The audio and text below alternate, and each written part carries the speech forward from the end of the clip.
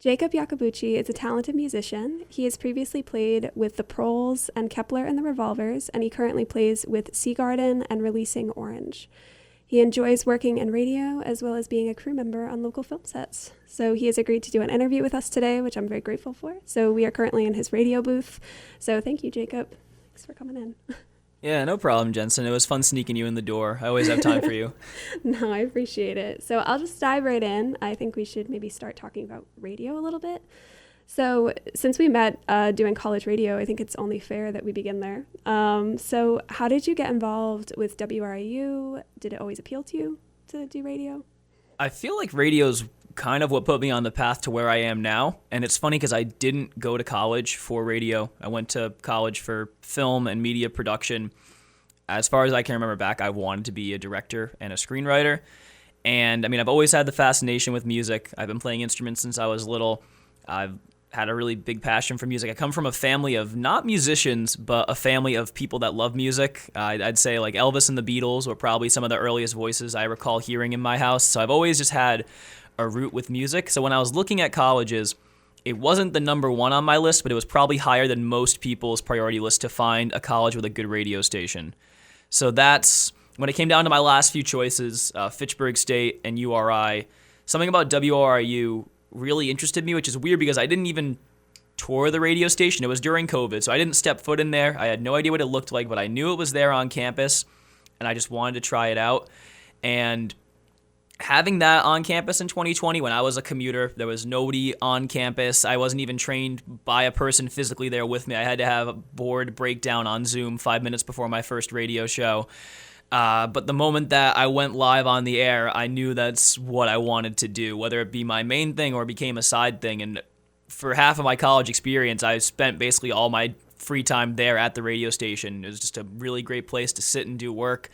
Eventually, I started working there at the station. I became part of their administration, and that opened the door to internship opportunities, and that's helped land me my week job here at other radio stations. I can't really picture where I'd be if it wasn't for college radio. No, it was a great environment. They were really awesome. But so why don't you describe for people what your radio show in college was like? What was it called? What did you play? So my radio show, which still is going on now as a community member, so my passion project is Long Live Rock and Roll. I've been doing the show since October 2020, so about 6 years now. And I wanted the show to stand apart from other local rock stations. Every state has their classic rock station where you turn the dial and you'll hear Queen, then you'll hear AC/DC, Led Zeppelin, Pink Floyd. Maybe you might hear the Beatles if they're playing oldies, and then you'll hear like Bon Jovi, and then you'll hear like Nirvana, Stone Temple Pilots, Soundgarden, and then if they're going in the 2000s, you'll probably hear Nickelback. So I wanted my show to have hints of stuff that I grew up listening to, like I said, Beatles, Elvis, lots of classic rock, but I wanted to play stuff that mixed in also obscure music from artists that maybe inspired those musicians, or underground bands, deep cuts, local bands. The first few episodes, when I started on the training part of URI's station, WRIU, they had an online station called RIU2, which is where all the new DJs started out. The first few episodes of that, I had a list of maybe 200 artists that I broke down into the first 10 or 15 episodes. Very basic. It was playing what was in my playlist for the week, and then as I slowly kept going, I started adding more notes to the show. I added segments where I dedicated it to artists that had recently passed away. When I was really getting tapped into new music coming out, I included weekly releases on the show, which that grew into being basically half the show each week. What's new, what's coming out, because people like Gene Simmons say rock is dead. I mean, it's not. It's just we're in such a society where the monoculture is fractured so much. You don't really have access to someone like an Elvis or a Michael Jackson or a Madonna. Not everyone's looking at the same person aside from, say, maybe Taylor Swift, one of the last of monocultural focuses that we have right now. All of these groups are still around, but they're in smaller areas. So I kind of use part of that show as a vehicle to show people there's still a lot of really creative bands and artists out there making really great music. You just kind of have to dig for it. So I kind of prompted the show as being a Spotify with a soul. And then I added in the component of showcasing local artists, playing in bands in the scene, getting to know people, not just like at URI itself, which had a thriving Musicians Guild culture at the time, which is still going strong today, having artists from there on my show. working to get the live room going at WRU, which is still a project that's being undertaken by the people that have succeeded after me, but showcasing a lot of the live music field that's going on. There's a lot of really great young artists in Rhode Island and the New England areas, people from Connecticut, Massachusetts. So whenever artists that I know drop stuff, I always feature them, give them a shout out. It's just, as the show has gone on, it is still just me talking to myself in a room, but it's got a lot of different components. So there's a bit of a method to the madness. Every Tuesday night, 9 to 11 p.m. on WRU.org or 90.3 FM. It's a crazy musical therapy session. No, that's awesome. I remember when the live music room started to get work done at WRU. I was so sad that it was after I graduated, but I was still like, okay, I hope they still work on this, because I was just curious if you can tell us a little bit about your current venture with radio. Do you actually bring in live performers into the studios, or do you usually just play them? Is that easier? How does it work? So what I've done with my radio show is I've just brought live performers on, and they've just kind of talked about their music. Usually when they have a new record dropping, I'll bring in the full band or as many members that can make it, and I'll have them play 3 or 4 songs each of bands that inspired them. And then at the end of the show, I'll play their new single. With WRU not having the capacity for live room, I couldn't bring live performances there. And the station that I work for during the week, 2 stations here from Turn Up Your Radio LLC, WBLQ 103.1 FM in Westerly and WWRI 105.5 in West Warwick, Coventry. That station's fully automated. We don't really do live broadcasts there. And then this station, the live format's mostly talk radio, so there's not really room for live music. Now, I'm not really an on-air host here. I'm more of a behind-the-scenes guy. I production manage at this station, which isn't something I did at WRIU. Aside from being a DJ there, I was their program director for both of their stations, the RIU2, the online training station, and the bigger FM station. Then I became the general manager, so I have more of an administrative role there. There wasn't really a production. I would tell the production manager what needed to be made there, but that was my foot in the door here, that I had a little bit of an idea of what was going on, and that got me here. But looping it back around to artists, I've mostly just had the artists on just to talk about what inspires them. I haven't had the chance to really do live shows yet. I feel like every DJ on that station is dying to get live musicians back in there. I think really only folk musicians have come on there to do live shows recently, but last few years I had really great interviews with bands like Vertigo. They're not super active anymore, but my best friend Andrew's the drummer in that band, and my good buddy Jake is the vocalist in that band, and Meg's an awesome bassist. So I had the 3 of them on when they were dropping a single. They played songs that mattered to them, kind of influenced their space grunge sound, as they called it. And then a little bit after them, I had my buddy Jack with his group St. Joe and the Dorms on. They had kind of a college rock, kind of Ramones core sound to them, so they were playing what influenced them. And then also I had the Hopeless Romantics. They were more based out of PC, and now they've immigrated over to Boston, but I had a few guys in that band come on when they were dropping their debut single, Maybe We're Not Meant to Be, a couple years back, and I love having live artists on the show. It hasn't happened in a little bit, but I'm hoping I can soon, because it's always a great time having other voices in the studio and hearing them get passionate, talking about the songs that inspired them. Like with the Hopeless Romantics, I hadn't even put the 2 and 2 together. The bassist Colin was talking about the song Marty Bum by the Arctic Monkeys, and there's like a really, really great bass line in that song, and I didn't even hear it when I was listening to the Romantic song, how similar an influence that sound has to that song. And it was cool just getting an extra color into that. It adds another dimension, hearing those influences come out of the artist's mouth, and then you get to hear the song after. There's a really beautiful symmetry in that. No, I understand what you're saying there. Arctic Monkeys just have so many clever lyrics and just clever songs. Have you heard the new song yet? I haven't. I'm kind of saving it because, I don't know, The Car was such a shift from what they did with Tranquility Base, and I really liked it, and I'm kind of good to just kind of seal it there for a little bit. But I don't know, I will listen to it, but I just get nervous with Arctic Monkeys. I feel like they've changed so much, and I never know what to expect. They're a band that's really shifted so much since the 2000s. There's like the first 3 albums, then there's AM, and then there's everything after. My buddy Riley is a diehard first 3 albums, especially like Favorite Worst Nightmare, and that's my favorite era too. I just love the energy from those. I can appreciate the shift in AM, and then I like how expansive the sound and low-key the lounge vibe of the last 2 records. It's not my preferred sound for the Monkees, but I can enjoy the career as a whole. My favorite era is always going to be that early era. I just like that garage rock revival scene they came out of with the Strokes and the Hives and bands like that. I always feature garage rock bands like that on my show, but I can appreciate what they're doing. I think you'll like the single, whatever else comes out of it. It's like I think it's on a it's a charity album Yeah, coming I think out. for War Child. Yeah, Help or Too. something.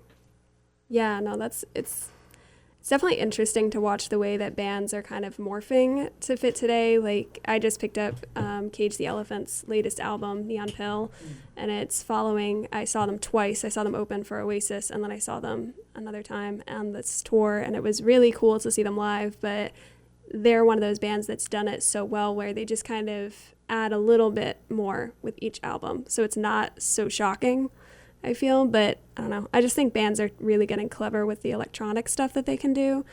But it's kind of interesting because when you go back to the earlier eras of the garage rock, it's so not electric. It's so, well, like it's electric guitars, but it's not like computerized electronics. So it's kind of interesting to get used to the way that rock is kind of changing a little bit in the mainstream. Early Cage has more to do with, I'd say, like the Black Keys than more of the electronic stuff they're doing now. But I like what they're doing. Again, early stuff for Cage I like a lot. But they're a band that I kind of pick and choose from. Mm-hmm.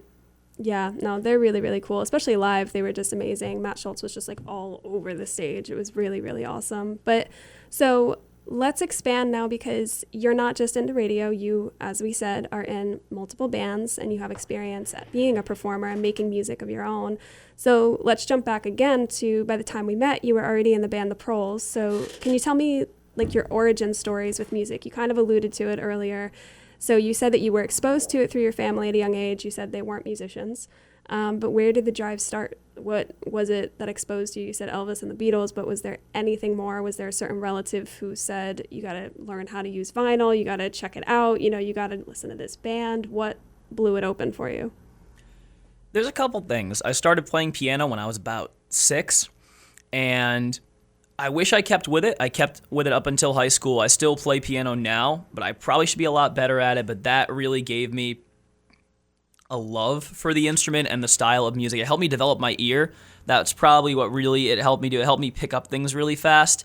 I know how to read sheet music. Again, I should probably be a little bit more proficient in that along with music theory, but it gave me a basic foundation aside from just hearing the noises and having it pass through my brainwaves. I can kind of decipher it more. So I kept with that. And then eventually, I said I don't come from a family of musicians. That was, I'd say, direct family. My uncle, who is also my godfather, who's a huge influence on me, is a musician, and he was in a band in the 80s, just a club band around. He had a drum kit, really great drummer, and he passed that drum kit on to me. So around, I think, age probably 13 or 14, he gave me that drum kit, and I never took lessons from him or anyone. Drums were self-taught, but my buddy Andrew, who I mentioned before, also really got into drumming at that time. His dad was a drummer, and he didn't learn when he was little, but I think he had been given a kit, and we were both starting to learn together and pushed each other forward. So as I got really busy in high school, piano started to fade, drums became the focus, and I was always someone that sang on their own.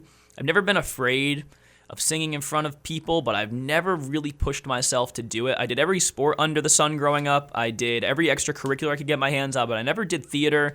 I never put myself in an environment out there to sing in front of people. So when it came time to actually create a band, I had an idea in my mind to sing, but I wasn't pushing to be a lead vocalist. By the time I was about, I think probably 17 or 18, junior year of high school, I went to form the Proles. I had the name in mind for a while. I think originally, obviously it comes from 1984. The lowest people in society are called the Proles. Originally it was an unironic name because I thought that was just cool and edgy. And then it kind of became more ironic as I grew up and got a little older in the band.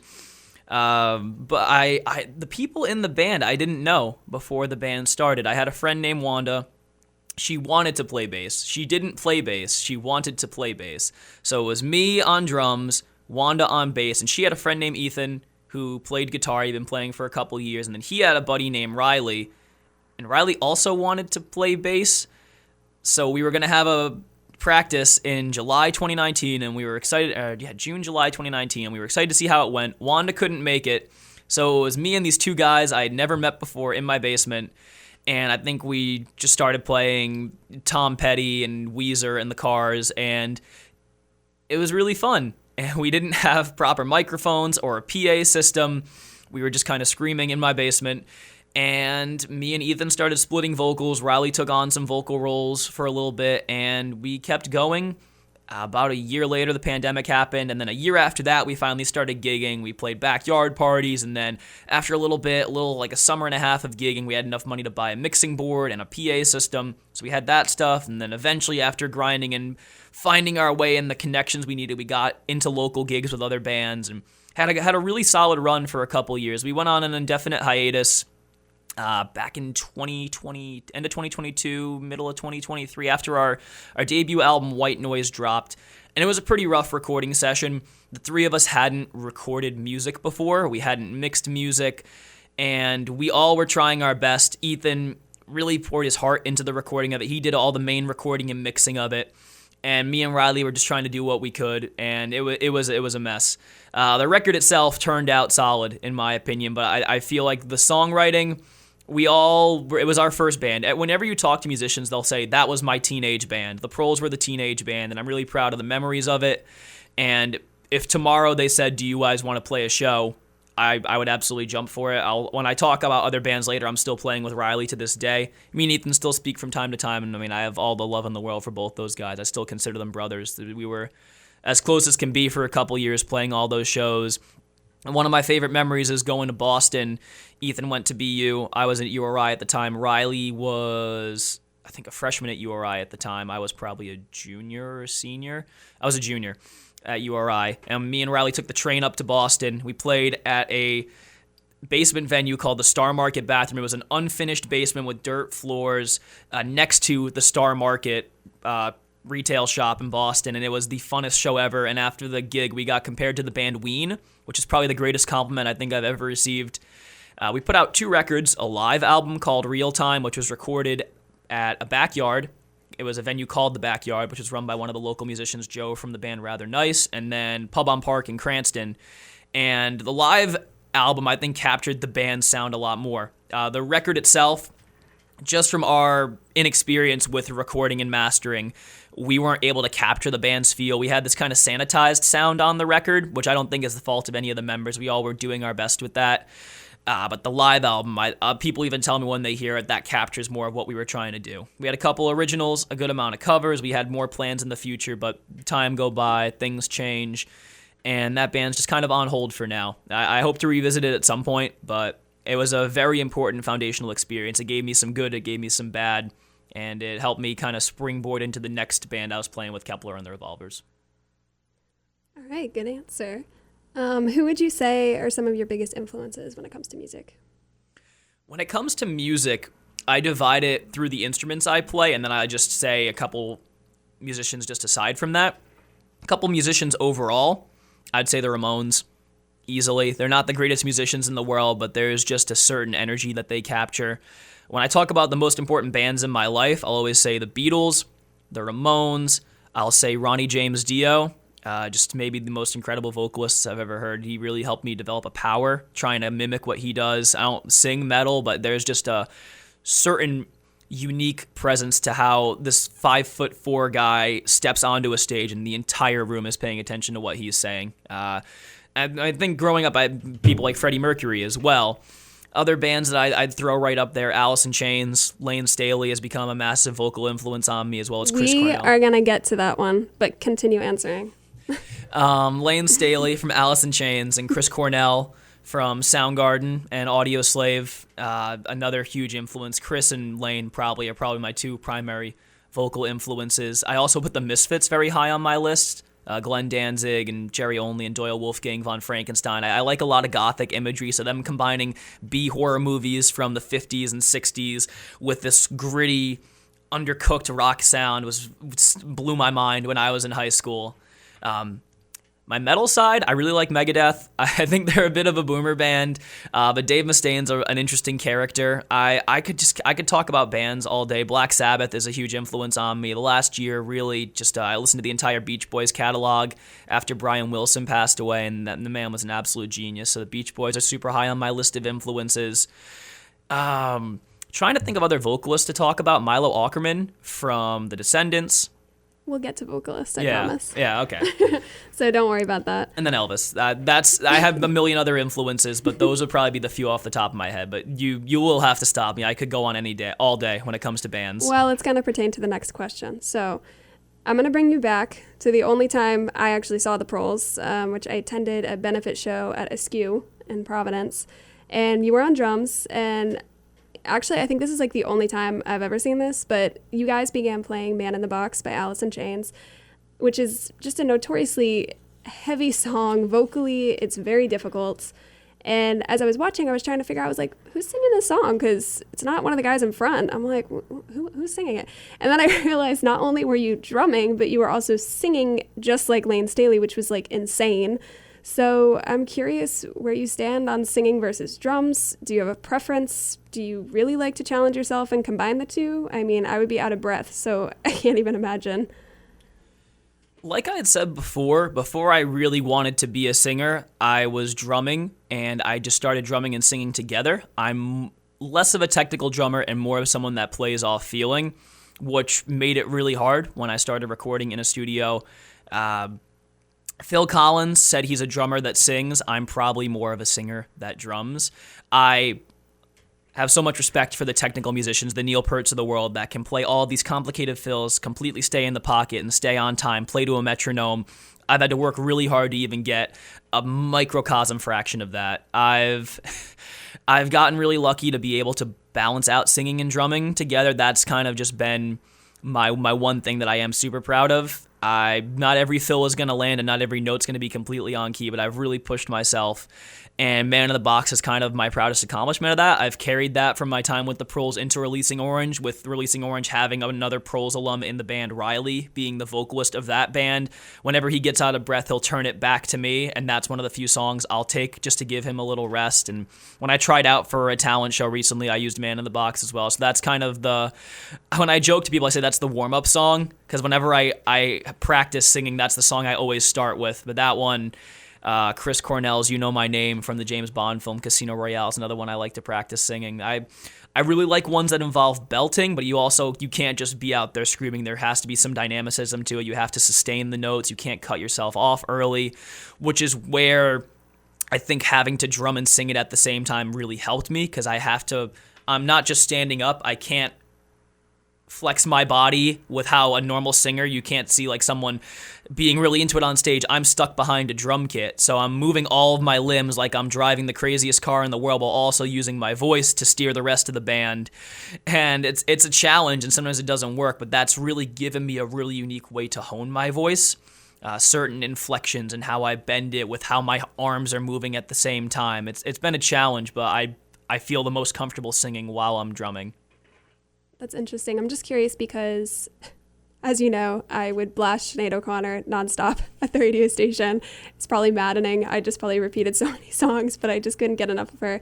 And she had talked about how she followed the singing style bel canto, which is, I believe I'm pronouncing that right, which is when you distract yourself and you can tap into a different range. So, and like your fullest range. So I'm just curious if when you're drumming, is that what you're saying? Like how you distract yourself with the drums so that you can kind of reach a different focus, or are you focused on the singing? It really does vary from song to song. Some songs I could just immediately go into it and just sing it all the way through. Some songs I need to be more focused on the drum part. It might be a little bit more of a complicated part, but some songs where it's just like a 4 on the floor, a little bit on the hi-hat, a little bit on the snare, I can more so focus on the singing. But more involved songs like Whole Lotta Love, where the drum part's already kind of sparse, like with the middle bit where it's more the drums in control, it's a little more complicated. The distraction school of thought, maybe I ascribe to a little bit, but I do always try to retain a little bit of a fixed mindset on the singing. But I'm also a person where if I focus too much on one thing, I'm going to sabotage myself. So I try to get into a flow state and just let what happen and just put my best out there. All right. Do you know your vocal range by any chance, or like a certain key that you like to sing in, or no, are you not that particular? I'm not that particular, and I've been meaning to actually figure out what exactly my range is, but part of the challenge for me is seeing how I can push my voice into a lower register or a higher register. A lot of my bands where I'm not the primary vocalist, I do a lot of backing vocals, so I find myself going higher for them or pushing myself when I'm singing on my own with more just a gruff, heavier delivery. I really do want to figure it out, but part of the joke I have with my friends is that I do have a vocal range, we just haven't found a way to nail it down yet. I'm sure after sitting down for 5 minutes with an experienced vocal coach, they'd say, oh, you have a 4-octave vocal range and you're a soprano or something, but how I do it right now is I sing what I can comfortably do live, and then on my own, I practice it again and again and again until I can really hit every note until I'm satisfied. Are there any musical goals for the future? I'm going to see where all my current projects go. I'm someone that's very involved and very busy, so I have a lot of tough choices to make with what I need to focus on. I was listening to a video the other day. One of my nerdy passions is pro wrestling, and a really great wrestler named AJ Styles just retired the other day. And his big claim to fame is he's one of the greatest of all time, but he didn't have to sacrifice anything for it. He would never brag about that, but when you look at other wrestlers, they have like maybe 3 or 4 wives. They've had multiple divorces, a lot of injuries, a lot of tragedy follows these people because they're such an unprotected group of artists. There's not like a wrestlers union. They get really banged up. They get addicted to painkillers. They're on the road 300 days out of the year. It's a really hard profession, but he, in the 2000s, was offered a development deal with WWE when he was in his early 20s. Yeah, he's the most flawless wrestler. When you watch him do it, it's like a choreographed dance to the point where it looks real. Some wrestlers you can see, they've planned everything out, and it just looks like they're doing a dance, but you can tell it's fake. He makes it look effortless 1,000 times. He is just the most natural person. He was offered that deal when he was in his early 20s, and he shut them down because his wife was still in college, and he wanted to be with her and then eventually the family he had with her. So he went to the number 2 promotion in the country, which was TNA, which is like a far second from WWE. When people talk about pro wrestling, they always say, are you watching WWE? Because it's the biggest game in town. So eventually, 15 years after that initial offer, he makes it to WWE, but he's in his mid-30s. And everyone thinks he's just going to be an enhancement talent, put over the younger guys. But he, for 10 years after that, from 2016 to 2026, is near the top of the card. He's either champion or he's making those guys look good. He's a wrestler that you can go against and make him look like $1 million. And his big thing is he didn't have to sacrifice it all. He knew what he needed to prioritize, and that's something that I'm trying to learn.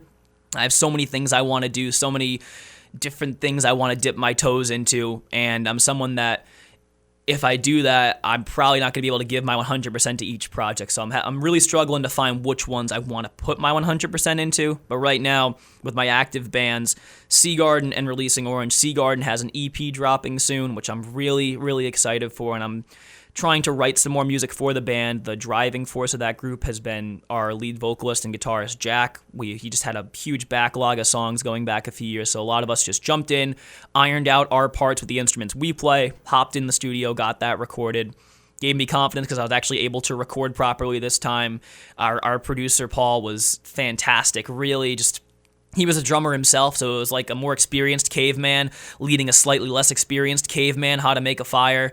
And that project, I have so much hope for it. Releasing Orange as well, very different kind of band than Seagarden. We're much more of like a party, beach rock kind of group. There's a theatrical element to it, and it's just fun. I initially kind of joined the group just to help out my buddy Riley. It was his post-Proles project, and he needed a drummer, and I'm always ride or die for Riley. So I joined that band.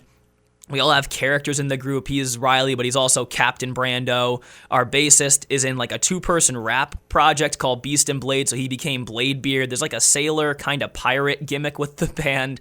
Then our silent guitarist, also named Ethan, not the Proles Ethan, Releasing Orange Ethan, is Riptide Randall. And then I became First Mate Jake just because I'm always backing up Riley with backing vocals. So that's been fun. I've enjoyed my time as First Mate Jake, and we're going to see how the rest of my time with that band goes. I love those guys. But on my own, at some point, I'd like to do a solo project. I've thrown back names like Moonshot. That's like a business term. When I was in a business class in college, I heard that term. It's basically a faraway gamble that's almost impossible, but if it pays off, it's going to be the biggest hit you could ever get. So that's, if I were to have a solo project with original music, covers, whatever it would be, that would be Moonshot. And that's kind of always something I keep in the back of my mind that I hope to bring to life at some point soon. Well, you did mention how busy you are, so I want to touch on the third subject in your life at the moment, which is film, which I did not realize that you majored in film at URI, so that's news to me, so that's cool. So tell me about your latest film projects. So over the last few years, I've been really lucky. I didn't have to go to LA or New York to get involved with film. Rhode Island's become a really great hub for both indie filmmaking and slightly lower budget studio productions and even higher budget studio productions. Really, a lot of really talented, hungry, younger filmmakers and a lot of experienced filmmakers and producers. In East Greenwich, there's Verdi Productions, and out of college, I was able to get on one of their sets as a PA. And for the last year and a half, I've been production assisting some of their films. They've had films that have gone on the Lifetime channel or Tubi, and then ones that are getting theatrical releases. Just tomorrow, one of their films, The Roaring Game, is getting a theatrical release. Earlier in the month, a co-production they did with Appian Way, which is a company owned by Leonardo DiCaprio, is a co-produced Rhode Island, LA co-produced film. That thriller directed by Brandon Allman's Sleepwalker came out earlier in the month, and that one was a really fun project to work on. We've got another project starting this month, and it's been really cool being a PA. It's hard work because you're the low man on the totem pole, but you are everywhere on set. You run around, you set up everything small from the crafty, or you go on a big run to grab something that like an actor needs. Like let's say the actor needs a specific brand of water. They only drink this one kind of water. It's on you to go and find it, or nothing else is going to get done that day. But another fun part of that is you can get moved around. I've worked with the art department on these sets, the G&E department on the set, the camera crew. It's been a really fun way just to get a whole lay of the set. I don't want to be a PA forever. I want to be a director and a writer. And there's different ways to get yourself up to that level. You can either stick with one department like camera team and move your way up the technical way, or more of the administrative side with becoming like a first AD, or you can strike out on your own and get a script, sell it, have that script get big. You can be a video store clerk like Quentin Tarantino and just kind of barge your way into the industry. For me, I'm just PAing right now, getting where I can go, finding the experience. But if I become a director, when I become a director, I want to know exactly what's going on in each of these departments so I can convey to all the people on my team how I want it done, how I want this shot to be framed, how I want the lighting to be in this shot. I'm someone that really likes shadowing in a movie, which isn't really, I'd say in the mainstream, they try to go for less shadow. I come from a home where my dad loves old movies, so like noir with light bars and reflections, and I love German expressionism and neo-Gothic filmmaking, so I love older films like Charles Laughton's Night of the Hunter, where shadowing is a key component of that show, and just the black and white aesthetic. Like The Twilight Zone is still my favorite series of all time when it comes to TV, and just Rod Serling was a genius, and pulling from the paintbrushes of people like him or Kurosawa over in Japan, and even since I was little, someone like George Lucas who just showed me the basics of storytelling. I've been pulling from people all my life, whether it just be from a storytelling standpoint and now from a production standpoint, getting the lay of the land from all these really capable people. It's been influencing how I learn to work, the effort that I'm able to put in, all the people around me, so many really great, inspiring younger filmmakers and more experienced filmmakers. And as I start developing scripts on my own, and I see so many people that I just want to have on my project, either to help give them a boost, like some college friends or younger friends that I had that were starting in film, or people around me that I think would want to help out. And it's a really exciting time, especially for Rhode Island with filmmaking. There's a lot of people out there looking for opportunities out there. So anyone that's looking to do film, you have to look a little bit, but just hop in, just brave it, be yourself, and you'll find something. So you brought up being a director, wanting to be a writer. So are there any other crew or cast positions you'd like to try that you haven't yet? Besides, obviously, you said PA, and you got to explore a couple departments by being a PA. But are there any departments that you really feel like you haven't gotten to sink your teeth into yet? Let's see. I've gotten to spend time in all of the main departments, not as a full-time member. Like I said, PA, sometimes I just got thrown into art department for a couple weeks on a shoot. I really liked art department. That was fun. I think just because I really want to work on it more, being on the camera team, being a first AC, having to pull focus on a shot, I really love cinematography, but I'm not someone that technically is great at it. I like holding the camera, but if I was directing a project, I want someone that knows the ins and outs of that instrument to play it for me the best as possible to frame that shot. So I'd like to spend some more time in that department and really get experience, whether I'm a camera operator or a DP, more experience with camera. I really like lighting when I do photography on my own. I don't have a great camera. I just use my phone, but I'll take pictures of action figures around my room and just try and frame the best shot possible, or at nighttime going out and shooting the moon or a really great sunset. So having an eye for lighting and adjusting that on the fly is something I've wanted to develop more as well. So more on the technical side of things is now what I want to get a little bit more experience with, but also I want to get a little bit of experience in front of the camera as well as voice acting. I've done radio now for a few years, and I've developed a bit more of a radio voice. So with me trying to kind of bow out of my retail job that I have on the weekends, I want the idea would be to get enough voice roles so I could just have that be my weekend thing instead of having to slave away at a retail job. But acting would be really fun too, but also just wanting to be a director, knowing the best way to convey to actors what they can bounce off of. So if I have experience in front of the camera, knowing how to help them would make the project better in the end. So just camera and some acting. I think those would be my two choices. I'm just curious because obviously as a musician with your own music, you have the chance to make music videos. So is that something that you're interested in? You could act in them, you could make them yourself, you could come up with the whole concept. It's a kind of a good excuse, I guess, to sort of really launch yourself in a film of your own with your own material just already written for you, kind of. Yeah, if I had the chance, I would hop at directing music videos. Something I always do when I'm listening to songs, even songs that already have videos, I think in my head, if I were to make this music video, how would I make it exactly? Would it be just a video of the band playing? Would there be a narrative that plays out through it? My only experience with making a music video so far is way before the Proles even had a recorded version of our first song, Roll On, just as an experiment. We had a day where we just recorded the band playing, as well as we took videos of us running around my neighborhood when we were back in high school. And we just edited it together, and it looks choppy and weird, and it's not synced up to the music at all. It's a glorified live practice take, but it was just something fun to put together, and I'd love to just someday get the opportunity, like me and Jack from Seagarden have tossed back and forth ideas of what a video for our single Motive for Your Crime, which you can find out right now. You can listen to it anywhere. We've tossed back ideas. I mentioned noir filmmaking, something like a Maltese Falcon style video where we have a crime being depicted out in the song as the band plays. That was something I'd like to work on.